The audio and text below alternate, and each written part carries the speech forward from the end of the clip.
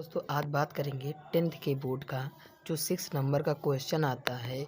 Germany का एकीकरण, क्या जर्मनी का एकीकरण, ये बोर्ड के पेपर में 6 नंबर का आता है क्या। और 10th के बोर्ड में कितने के 10th के बोर्ड में ये 6 नंबर का आता है। चलिए जर्मनी के एकीकरण की प्रक्रिया जानते हैं। चलिए वीडियो स्टार्ट करते हैं। इसकी प्रथम अवस्था है। चलिए प्रथम अवस्था 4 भागों में बटी, प्रथम अवस्था, द्वितीय अवस्था, तृतीय अवस्था और चतुर्थ अवस्था। चलिए प्रथम अवस्था जानते हैं। 18वीं शताब्दी में जर्मनी अनेक राज्यों में बटा हुआ था, जैसे प्रशिया, बावेरिया, सेक्सनी आदि राज्यों में बटे होने के कारण इसका आर्थिक विकास बहुत ही धीमा था।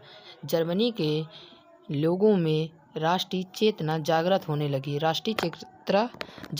लगी और उनके मन में राष्ट्रीय चेतना जागृत होने की हृदय जर्मनी के एकीकरण में प्रक्रिया जगने लगी, तो इसलिए उन्होंने राष्ट्रीय चेतना जागृत होने की मांग करनी। सन 1815 ईस्वी में जर्मनी को ऑस्ट्रेलिया के साथ मिलाकर जर्मन महासंघ बनाने का प्रयास किया गया।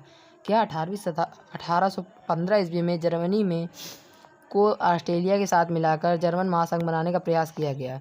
फ्रैंकफर्ट में एक राष्ट्रीय पार्लियामेंट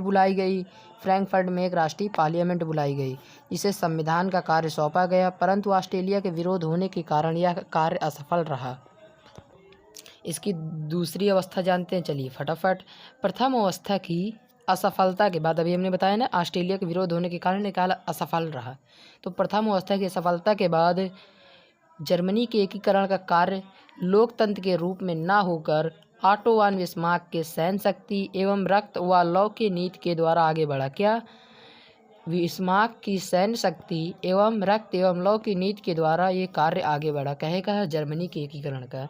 सबसे पहले सन 1864 ईस्वी में प्रशिया और डेनमार्क का एक युद्ध हुआ। क्या हुआ? एक युद्ध हुआ जिसमें प्रशिया की विजय हुई और उसे स्लेस्विंग का महत्वपूर्ण प्रदेश मिल गया।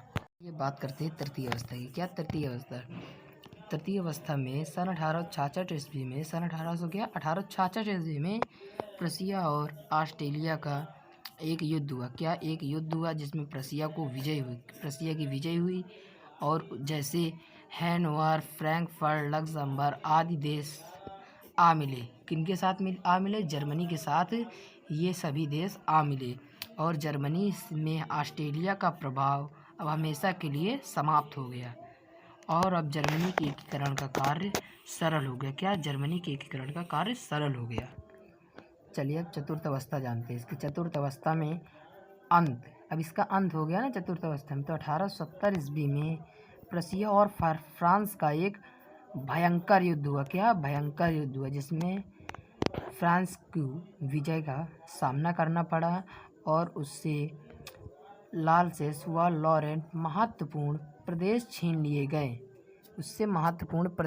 लिए गए और इन विजयों से प्रभावित होकर शेष बचे हुए प्रदेश जैसे बेल्टम्बर, दक्षिणी हेंस, बल्टम्बर आदि जर्मन महासंघ पर आ मिले और प्रशिया के शासक विलियम प्रथम को सन 1871 ईस्वी में संयुक्त जर्मनी का सम्राट घोषित कर दिया गया है।